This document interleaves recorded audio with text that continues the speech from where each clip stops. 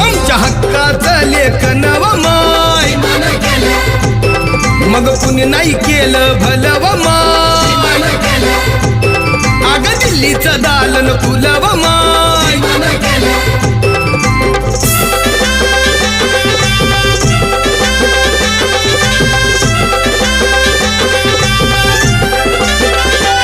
तुमच्या पोरानं शाळेत शिकावं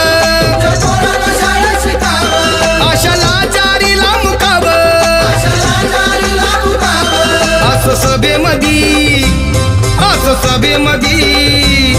असं सभेमधी भाषण व मा